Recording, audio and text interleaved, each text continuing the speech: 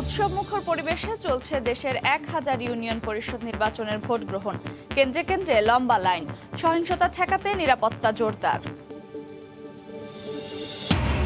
বুয়েট শিক্ষার্থী আবরার হত্যা মামলার রায় ঘোষণাকে কেন্দ্র করে আদালত প্রাঙ্গণে ব্যাপক নিরাপত্তা। আদালতে আনা হয়েছে 22 আসামিকে। কথিত সন্ত্রাসী পরিচয়ে চাঁদা দাবি, না পেলে আইপি কলে হত্যার হুমকি। ভুক্তভোগীর অভিযোগের পর চালক সহ গ্রেফতার বুলেট বাবু। এক চারায় 5 বার ধান, মৌলভীবাজারে পঞ্চগৃহী ধান রোপণে ব্যাপক সাড়া। সারা দেশে ছড়িয়ে দিলে উৎপাদন দ্বিগুণ হওয়ার আশা। এবং এবার ব্রিটেন ও জার্মানিতে করোনার নতুন ভ্যারিয়েন্ট ওমিক্রন শনাক্ত। সংক্রমণ মোকাবিলায় নড়ে চড়ে বসেছে বিভিন্ন দেশ, আতঙ্কে আফ্রিকা প্রবাসী বাংলাদেশিরা।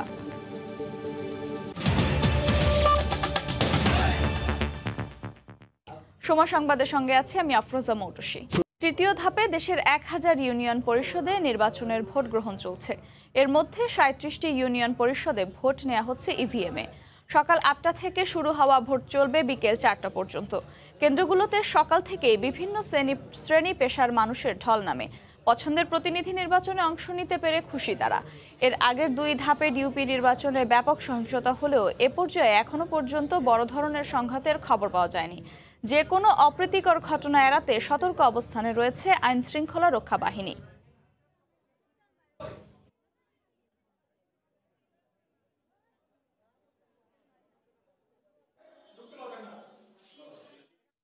নির্বাচনের সবশেষ খবর জানাতে এই মুহূর্তে সিলেটের দক্ষিণ সুরমা উপজেলায় মোগলাবাজার ইউনিয়নে আছেন সহকর্মী ইকরামুল কবির এবং কক্সবাজারের চকরিয়ায় আছেন রিপোর্টার সুজাউদ্দিন রুবেল। সরাসরি যাব তাদের কাছে। প্রথমে যাচ্ছি ইকরামের কাছে। ইকরাম। ধন্যবাদ মৌটুসী। অত্যন্ত উৎসবমুখর পরিবেশে এই যে সিলেটে যে ইউনিয়ন পরিষদ নির্বাচন অনুষ্ঠিত হচ্ছে, তৃতীয় ধাপে তৃণমূল পর্যায়ে স্থানীয় সরকারে সেই ইউনিয়ন পরিষদ নির্বাচনের আজকে সকাল 8টা থেকে নির্বাচন অনুষ্ঠিত, ভোট গ্রহণ চলছে এবং 2 ঘন্টা ইতিমধ্যে অতিবাহিত হয়েছে। সিলেট জেলার 16টি ইউনিয়ন সহ বিভাগের 77টি ইউনিয়নে নির্বাচন অনুষ্ঠিত হচ্ছে। আমি এখন আছি দক্ষিণ সুরমা উপজেলার মোগলাবাজার ইউনিয়নের পূর্বভাগ মডেল সরকারি প্রাথমিক বিদ্যালয়ে। এই বিদ্যালয়ে মোট ভোটার 4200 এবং এই সিলেট জেলার মোট 16টি ইউনিয়নে নির্বাচন অনুষ্ঠিত হচ্ছে। আর অন্যদিকে সুনামগঞ্জে 17টি, মৌলভীবাজারের 23টি এবং হবিগঞ্জের 21টি। আমাদের হবিগঞ্জ, সুনামগঞ্জ এবং মৌলভীবাজারের যে প্রতিনিধিরা আছেন তারা জানিয়েছেন সেই 3 জেলায় অত্যন্ত শান্তিপূর্ণ এবং উৎসবমুখর পরিবেশে ভোট গ্রহণ চলছে।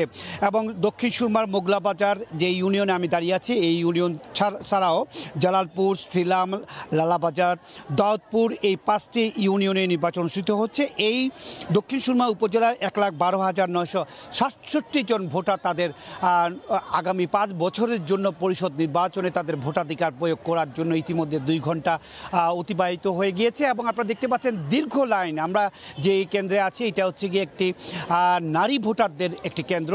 একেবারে শেষ মাথা পর্যন্ত আমি যদি দেখাতে পারি দর্শকদের, একবারে ঠাসা ভোটারে পরিপূর্ণ এবং বাইরে রয়েছে পর্যাপ্ত পরিমাণে র্যাব, বিজিবি সহ অন্যান্য আইনশৃঙ্খলা বাহিনীর সদস্যরা স্ট্রাইকিং ফোর্স হিসেবে আসে। এবং প্রত্যেকটি কেন্দ্রে 17 জন আনসার এবং 5 জন পুলিশ রয়েছে। এবং বাইরে তো রয়েছে বিজিবি এবং স্ট্রাইকিং ফোর্স হিসেবে রয়েছে র্যাব এবং বিজিপি।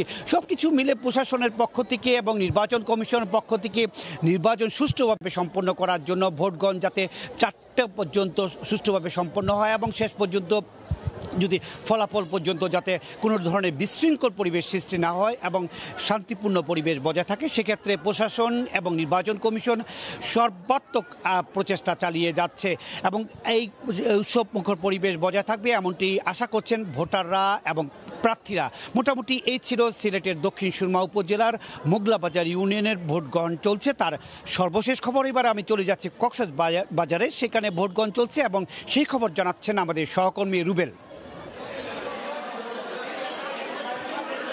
শান্তিপূর্ণ ও সুষ্ঠু পরিবেশে ব্যাপক উৎসাহ উদ্দীপনার মধ্য দিয়ে কক্সবাজারের চকরিয়া ও পেকুয়ার 16টি ইউনিয়নে নির্বাচন সকাল 8টা থেকে শুরু হয়েছে। ইতিমধ্যে আপনারা দেখতে পাবেন দীর্ঘ লাইন, যে ভোটারদের যেমন নারী ভোটার রয়েছে ঠিক তেমনি পুরুষ ভোটার সবারই আমরা দীর্ঘ লাইন দেখতে পাচ্ছি, যে ভোটাররা আসলে ব্যাপক উৎসাহ নিয়ে তারা ভোট দিতে আসছেন এবং তারা দীর্ঘ লাইনে দাঁড়িয়ে আছেন। সকাল 8টা থেকে এই ভোট গ্রহণ শুরু হয়েছে। আমরা যেই কেন্দ্রে আছে এখানে প্রায় 60টি বুথ রয়েছে, সেই 60টি বুথে দীর্ঘ লাইন, প্রত্যেকটি লাইনে যেমন আমরা পুরুষ ভোটারের যে লাইন দেখতে পাচ্ছি ঠিক তেমনি নারী ভোটারও লাইনও আমরা সেই দীর্ঘ লাইন দেখতে পাচ্ছি। এক্ষেত্রে ভোটারদের সামাল দিতে কিন্তু আইনশৃঙ্খলা বাহিনীরও হিমশিম খেতে হচ্ছে। এই কেন্দ্রে 17 জন আনসার সদস্য রয়েছে, পুলিশের 4 জন সদস্য রয়েছে, এছাড়াও র্যাব সদস্যরাও এখানে অবস্থান করছে। যেখানে মানুষজনের বাইরে ভোট কেন্দ্রের বাইরে মানুষজনের জমাট বাঁধলে তখন আইনশৃঙ্খলা বাহিনীর সঙ্গে সঙ্গে গিয়ে সেটি ছত্রভঙ্গ করে দিচ্ছেন, সেই দৃশ্যটিও আমরা দেখতে পেয়েছি। সবকিছু মিলিয়ে কক্সবাজারে যে দুটি উপজেলায় প্রায় 16টি ইউনিয়নে ভোট গ্রহণ চলছে, তার মধ্যে চকরিয়ায় 10টি ইউনিয়ন পরিষদ নির্বাচন হচ্ছে। সেখানে দুটি ইউনিয়ন, একটি সাহারবিল আর একটি লোকখাচরে ইভিএম এর মাধ্যমে ভোট গ্রহণ অনুষ্ঠিত হচ্ছে, আর 8টিতে ব্যালট পেপারের মাধ্যমে নির্বাচন অনুষ্ঠিত হচ্ছে। অপরদিকে পেকুয়ায়ও 6টি ইউনিয়ন পরিষদের নির্বাচন হচ্ছে, সেখানেও ব্যালট পেপারের মাধ্যমে ভোট গ্রহণ অনুষ্ঠিত হচ্ছে বলে আমরা জেনেছি। তবে যে সর্বশেষ যে তথ্যটি, এখনো পর্যন্ত কোনো ধরনের বিশৃঙ্খলা হয়নি এবং সবাই স্বাভাবিকভাবে ভোট কেন্দ্রে আসছেন এবং ভোট দিচ্ছেন বলে আমাদেরকে জানিয়েছেন। যদি একটু বলতে হয়, যারা ভোট দিয়ে বের হয়ে যাচ্ছেন কেন্দ্র থেকে, আমরা তাদের সঙ্গে কথা বলেছিলাম। তারা যে বিষয়টি বলছে, দীর্ঘ সময় তারা উৎসব মুখর পরিবেশে এসে তারা কেন্দ্রগুলোতে ভোট দিচ্ছেন, তাই তারা অনেক আনন্দিত, সেটি আমাদেরকে জানিয়েছেন। অপরদিকে আইনশৃঙ্খলা রক্ষা বাহিনীও বলছে তারা গতকালকেও মহড়া দিয়েছে এবং আজকেও যাতে কক্সবাজার জেলার যে দুটি উপজেলায় যাতে সুষ্ঠুভাবে ভোট অনুষ্ঠিত হয়, সেজন্য সব ধরনের তারা কার্যক্রম শেষ করেছে এবং সুষ্ঠুভাবে ভোট অনুষ্ঠিত হচ্ছে বলে আমাদেরকে জানিয়েছে আইনশৃঙ্খলা রক্ষা বাহিনী। তো এই ছিল আমার কাছে চকরিয়া থেকে সবশেষ। কক্সবাজার থেকে সরাসরি যুক্ত হয়ে ইউপি নির্বাচনের খবর জানাচ্ছিলেন সহকর্মী সুজাউদ্দিন রুবেল। তার আগে সিলেট থেকে জানাচ্ছিলেন সহকর্মী ইকরামুল কবির। বুয়েট শিক্ষার্থী আবরার ফাহাদ হত্যা মামলার রায় ঘোষণার কথা আজ। এ বিষয়ে সবশেষ তথ্য জানাতে এই মুহূর্তে মহানগর দায়রা জজ আদালতে আছেন রিপোর্টার আফজাল হোসেন। সরাসরি যাচ্ছি তার কাছে। আফজাল, মৌটুসী আবরার হত্যাকাণ্ডের 26 মাস পর আলোচিত এই মামলার রায় ঘোষণা হতে যাচ্ছে দুপুর 12টার দিকে। ঢাকার দ্রুত বিচার ট্রাইব্যুনাল 1-এর বিচারক আবু জাফর মোহাম্মদ কামরুজ্জামান এই মামলার রায় ঘোষণা করবেন। এরই মধ্যে কারাগারে থাকা 22 আসামিকে আদালতে হাজির করা হয়েছে। তাদের এখন মহানগর দায়রা জজ আদালতের যে কারাখানা সেখানে রাখা হয়েছে। 3 জন আসামি পলাতক রয়েছেন। পলাতকদের মধ্যে মোর্শেদুজ্জামান জিসান, এহতেশামুল রাব্বি তানিম ও মুস্তফা রাফিদ, এই 3 জন আসামি পলাতক রয়েছে ঘটনার শুরু থেকেই। আর এই ঘটনাটি ঘটেছিল 2019 সালের 6 অক্টোবর রাতে বুয়েটের শেরেবাংলা হলের 2011 নম্বর রুমে শিবির সন্দেহে আবরারকে ডেকে নিয়ে যাওয়া হয় এবং ডেকে নিয়ে 6 ঘন্টা নির্যাতন করা হয় এবং রাত 3টার দিকে শেরেবাংলা হলের সিঁড়িতে আবরারের মরদেহ ফেলে রাখা হয়। এই ঘটনাটি পুরো দৃশ্যটি ধারণ করা হয় সিসিটিভির মাধ্যমে। পরে আবরারের বাবা এই ঘটনায় চকবাজার থানায় 19 জনের নাম উল্লেখ করে মামলা করেন। পুলিশ তদন্ত করে শুধু 19 জন নয়, আরও 6 জনের সম্পৃক্ততা মিলে মোট 25 জনকে অভিযুক্ত করে চার্জশিট দেওয়া হয় এবং গত 2 সেপ্টেম্বর অর্থাৎ 2020 সালের 2 সেপ্টেম্বর আসামিদের বিরুদ্ধে বিচার শুরু হয়। 46 জন সাক্ষী আদালতে এসে সাক্ষ্য দিয়েছেন। রাষ্ট্রপক্ষের আইনজীবীরা বলছেন সাক্ষ্য প্রমাণের ভিত্তিতে 25 জন আসামির বিরুদ্ধেই সর্বোচ্চ সাজা মৃত্যুদণ্ড হবে বলে বা প্রমাণ করতে পেরেছেন বলে তারা আশা করছেন। অন্যদিকে আবরারের পরিবারের সাথেও কথা বলেছি আমরা, তারাও বলেছেন যে 25 জন আসামির মৃত্যুদণ্ড প্রত্যাশা তারা করছেন। আর বুয়েট শিক্ষার্থী বা আবরারের সহপাঠীরা তারা দাবি জানিয়েছেন এই রায়ের মাধ্যম দিয়ে শিক্ষাঙ্গনে যে সন্ত্রাস এবং র্যাগিংয়ের নামে যে নির্যাতন সেটি বন্ধ হবে, এমনটি পর্যবেক্ষণ আদালত দিবেন, এটি তারা বুয়েট শিক্ষার্থীরা প্রত্যাশা করছেন। এই মামলায় মোট 25 আসামির মধ্যে 8 জন আসামি আদালতে স্বীকারোক্তিমূলক জবানবন্দি দিয়েছেন। তাদের নামগুলো একটু বলি: ইফতি মুশারফ সকাল, মেফতাহুল ইসলাম জিয়ন, অনিক সরকার, মুজাহিদুর রহমান, মেহেদি হাসান রবিন, খন্দকার তাবাক্কারুল ইসলাম তানভীর, মনিরুজ্জামান মনির ও নাজমুল সাদাত। এই 8 জন আসামি তাদের দোষ স্বীকার করে আদালতে স্বীকারোক্তিমূলক জবানবন্দি দিয়েছেন। আর এই মামলাটির বিচার শেষ হয়েছিল গত 14ই নভেম্বর। উভয় পক্ষের সাক্ষ্য গ্রহণ হয়েছে, আসামিদেরকেও জিজ্ঞাসাবাদ করা হয়েছিল। তাদের বিরুদ্ধে যে অভিযোগগুলো আনা হয়েছে সেই অভিযোগের যথার্থতা কি, আসামিরা তারা প্রত্যেকেই নিজেকে নির্দোষ দাবি করেছেন। অন্যদিকে আসামি পক্ষের আইনজীবীরা বলেছেন যে এই মামলার তদন্তে প্রকৃত ঘটনা উঠে আসেনি, অনেককেই আসামি থেকে ছাড় দেওয়া হয়েছে, এমনটি কিন্তু আসামি পক্ষের আইনজীবীরা আমাদেরকে অভিযোগ করেছেন। যাই হোক, সবাই প্রত্যাশা করছেন, এই রায়ের দিকে সবাই তাকিয়ে আছেন যে বর্বরচিত এই হামলা বা এই হত্যাকাণ্ডর কী রায় হয় সেটি দেখার জন্য। আমরা যতটুকু জানতে পেরেছি বেলা 12টার দিকে এই মামলার রায় ঘোষণা করা হবে। কি রায় হয় সেটি আমরা আপনাদেরকে জানিয়ে দিতে পারবো।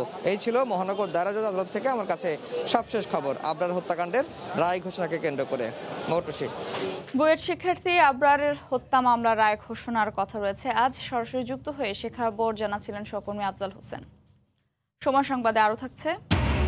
সাবমেরিন কেবলের মাধ্যমে সিরাজগঞ্জের চরাঞ্চলে পৌঁছে গেছে বিদ্যুৎ, দূর হবে বৈষম্য, জীবন মানের উন্নয়নে খুশি স্থানীয়রা।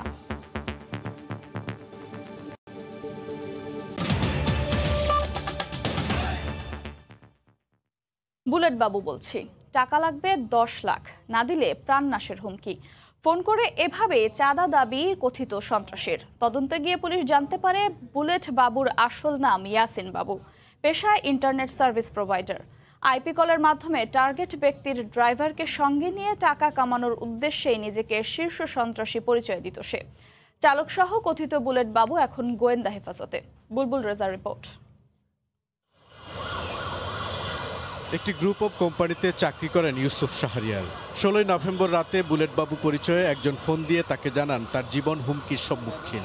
5 লাখ টাকায় তাকে খুন করার চুক্তি হয়েছে, তবে এর চেয়ে বেশি টাকা দিলে এ যাত্রায় প্রাণ ভিক্ষা পেতে পারেন। সে 5 লাখ টাকা অ্যাডভান্স পাইছে এবং আরও 5 লাখ টাকা পাবে, এবং যদি এর চাইতেও বেশি আমি তাকে দিই টাকা অ্যামাউন্ট, তাহলে সে আমাকে মারবে না, এরকম হুমকি দেয়। এবং আমি যত বেশি দিব সে খুশি করতে পারবো, সে আমাকে তো ছেড়ে দিবে, এরকম একটা তাকে বলে। টাকা না দিয়ে শাহরিয়ার মামলা করেন বাড্ডা থানায়। খুদে বার্তায় বুলেট জানায় তার নেটওয়ার্কের বাইরে গিয়ে বাঁচা সম্ভব নয়। এমনকি শাহরিয়ার কখন, কোথায়, কার সঙ্গে যোগাযোগ করছে সবকিছুই এসএমএস এর মাধ্যমে জানাতে থাকে। পুলিশ তথ্য প্রযুক্তির সহায়তায় শনাক্ত করে বুলেটের অবস্থান। গ্রেফতার করা হয় তাকে, সঙ্গে শফিকুল ইসলাম নামের আরেকজনকে। জানা যায় শফিকুল ভুক্তভোগী ইউসুফ শাহরিয়ারের ড্রাইভার।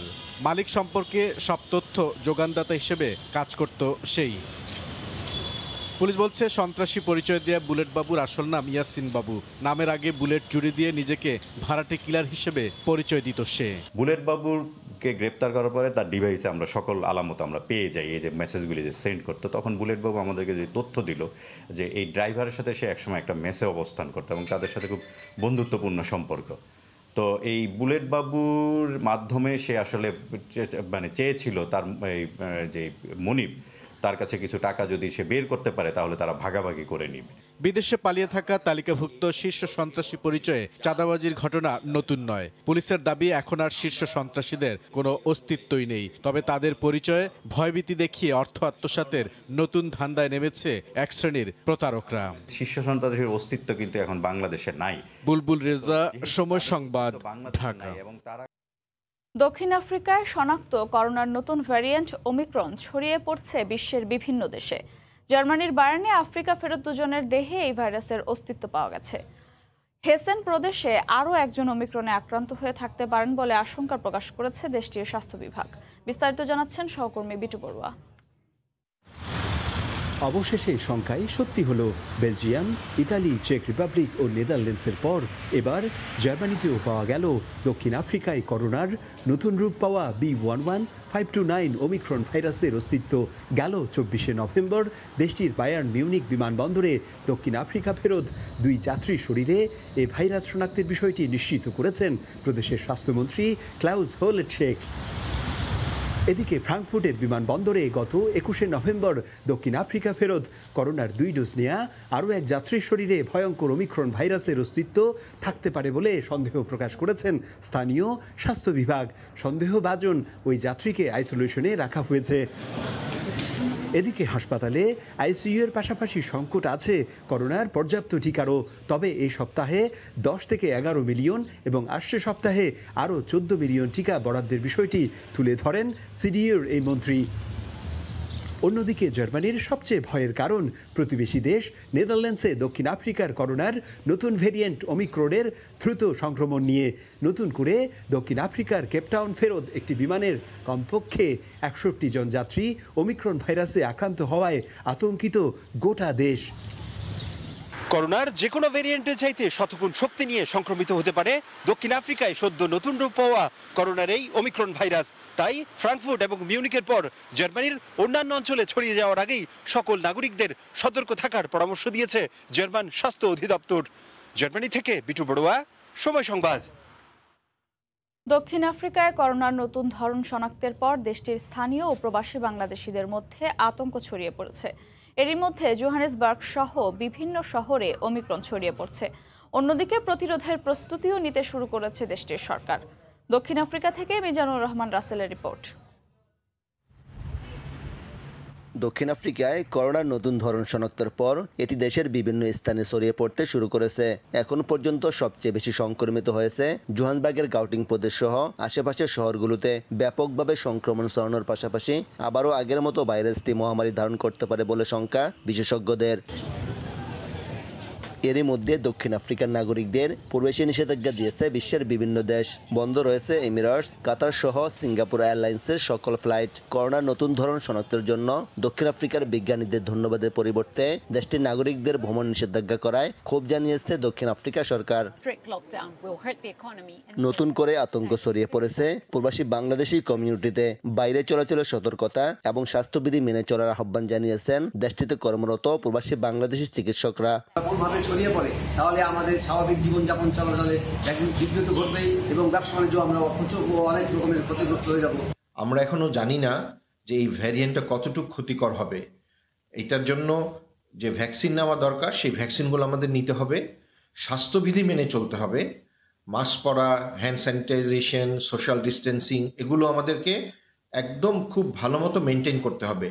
দুর্যোগ মোকাবেলায় দেশটির ন্যাশনাল করোনা কমান্ডো কাউন্সিলের সঙ্গে বৈঠক করতে যাচ্ছেন দেশটির প্রেসিডেন্ট রামাপোসা। বিশেষজ্ঞদের পরামর্শ অনুযায়ী প্রেসিডেন্ট জাতির উদ্দেশ্যে ভাষণ দিয়ে লকডাউন নীতিমালার পরিবর্তন আনতে পারেন বলে ধারণা করা হচ্ছে। প্রাণঘাতী করোনার 3 দফা সংক্রমণের ক্ষয়ক্ষতি কাটিয়ে উঠতে না উঠতেই নতুন করে নতুন ভেরিয়েন্ট শনাক্ত হয়েছে দক্ষিণ আফ্রিকায়।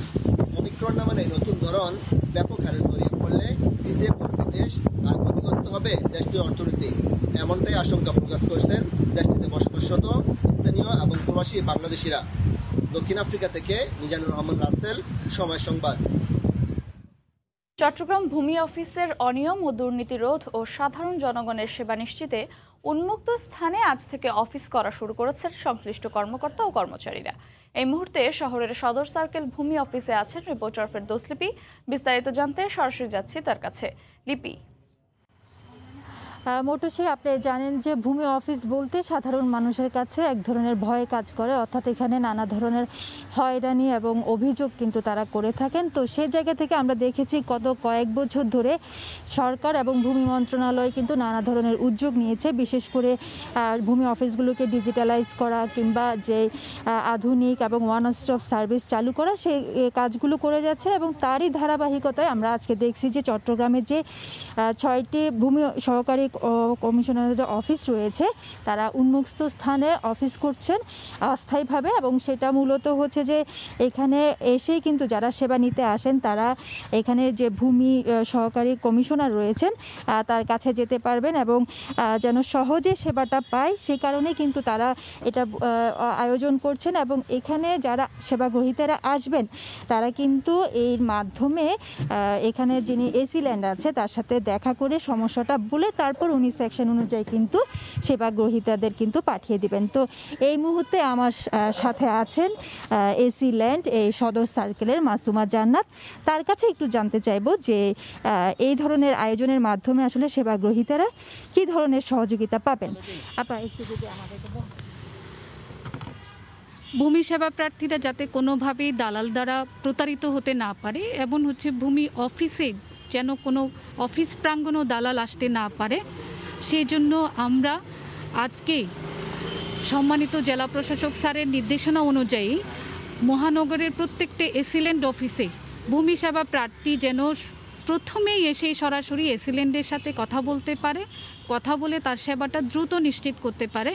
আমরা সেই উপলক্ষে উন্মুক্ত স্থানে অস্থায়ীভাবে অফিস করছি এবং এই ধারাবাহিকতা অব্যাহত থাকবে। আমরা প্রথমেই এসে অফিসটাকে এমনভাবে অ্যারেঞ্জমেন্ট করব যেন অফিসে এসে প্রথমে এসিল্যান্ডের সাথে কথা বলে। আপনারা জানেন ইতিমধ্যে মাননীয় প্রধানমন্ত্রী শেখ হাসিনার ডিজিটাইজেশনের ফলে মানুষজন ঘরে বসেই ইমিউটেশন করতে পারছে, অনলাইনে খাজনা প্রদান করতে পারছে, অনলাইনে পর্চা নিতে পারছে, ইভেন ঘরে বসেই ডাকযোগে অনলাইনে আবেদন করে পর্চা নিতে পারছে।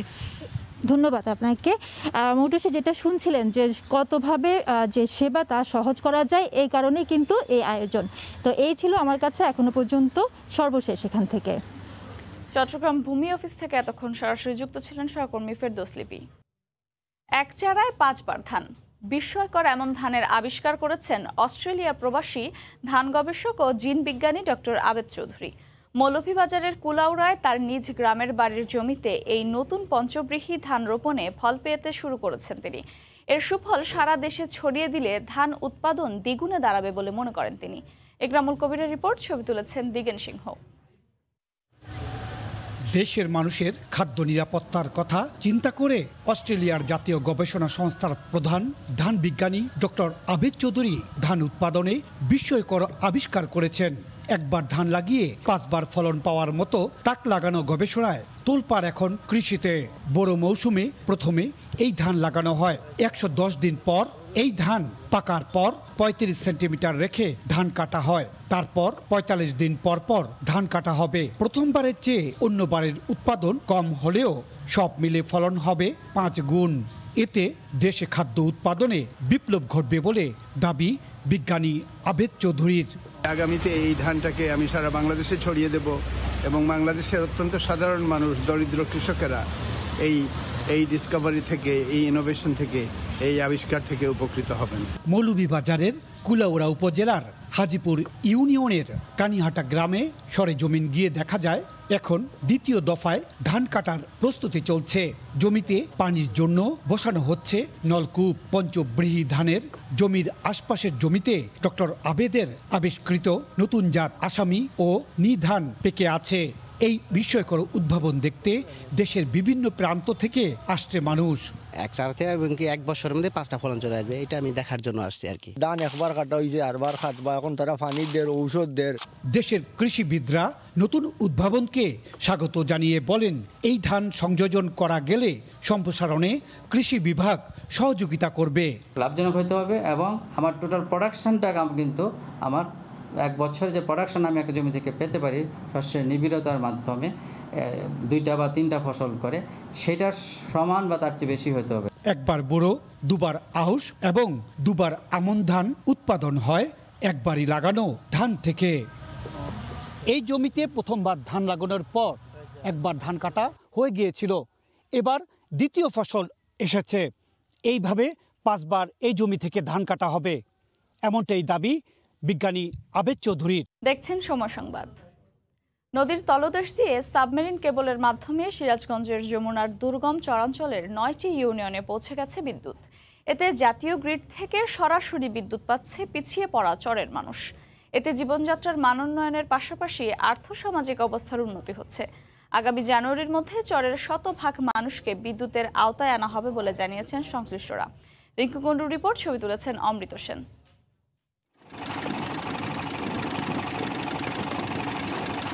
যমুনা নদী বেষ্টিত সিরাজগঞ্জের মূল ভূখণ্ড থেকে বিচ্ছিন্ন জেলার 5টি উপজেলার বেশ কয়েকটি চর। দুর্গম চরে বসবাসরত পিছিয়ে পড়া মানুষদের যোগাযোগের একমাত্র মাধ্যম নৌকা। যমুনার বুকে দাঁড়িয়ে থাকা এইসব চরের মানুষেরা দীর্ঘদিন ধরে সোলার প্যানেলের মাধ্যমে বিদ্যুৎ সরবরাহ করে আসছিল।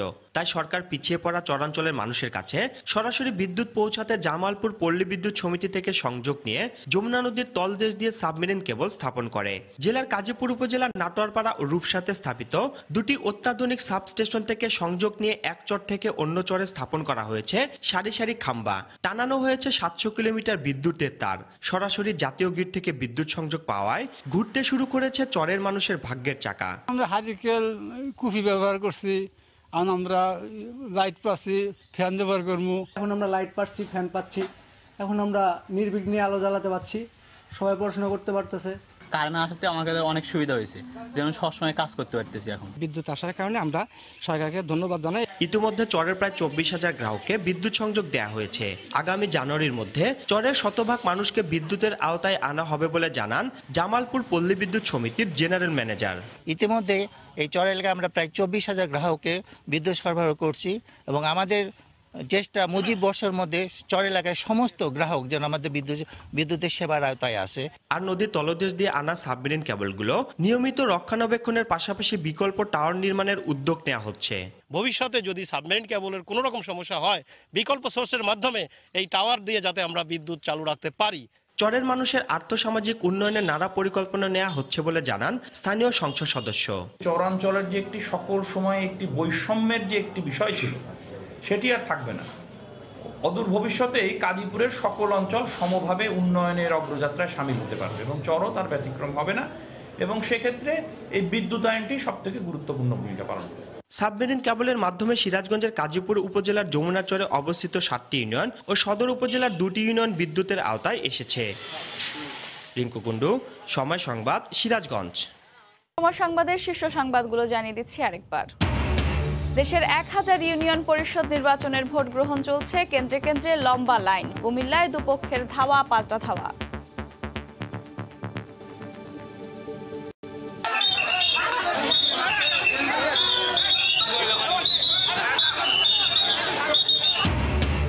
বুয়েট শিক্ষার্থী আবরার হত্যা মামলার রায় ঘোষণাকে কেন্দ্র করে ব্যাপক নিরাপত্তা। আদালতে আনা হয়েছে 22 আসামিকে। এবং এবার ব্রিটেন ও জার্মানিতে করোনার নতুন ভ্যারিয়েন্ট ওমিক্রন শনাক্ত। সংক্রমণ মোকাবিলায় নড়েচড়ে বসেছে বিভিন্ন দেশ। আতঙ্কে আফ্রিকা প্রবাসী বাংলাদেশিরা। এই ছিল সময় সংবাদে, সঙ্গে থাকুন সময়ে।